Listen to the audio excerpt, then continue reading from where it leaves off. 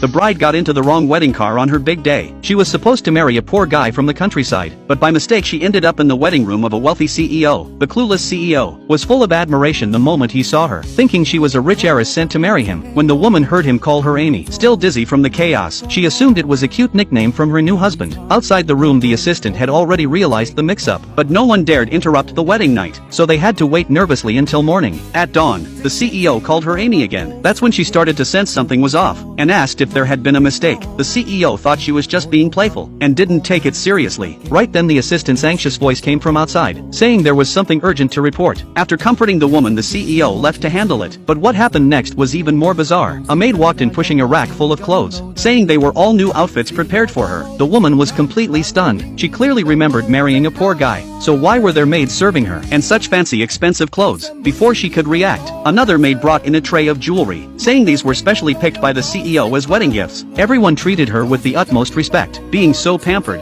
made her suddenly recall her past at home. Her mom was driven away by a mistress, and she had been bullied by her stepmother since childhood. She was used to being small and humble, but now, someone was treating her like a treasure. Just as she began to doubt everything, in the CEO's office, the assistant finally mustered the courage to kneel and confess, nervously explaining the mix-up during the wedding. The real bride was still waiting at home. He thought the CEO would be furious and start planning a new wedding, but to his surprise the CEO responded firmly, saying there was no mistake, and declared that the woman in the wedding room was his wife now. While the CEO was still thinking about how to explain it to her, she suddenly burst in, looking anxious as she explained her true identity, saying he didn't need to take responsibility for the night before. The CEO saw her timid and insecure expression, gently held her shoulders, and told her firmly that she was his one and only wife. Tears rolled down her face instantly. For the first time in her life, she knew what it felt like to be truly loved. Time flew by and 6 years passed. She gave birth to a lovely son for the CEO, and never stepped out of the villa. The CEO spoiled her endlessly, coming home on time every day to be with her and their son. One day he suggested they visit her family, but she hesitated. Her mother hadn't even come to her wedding. Although she sent money home every month, she still worried her mom was being mistreated, especially with her father's 50th birthday coming up. She figured,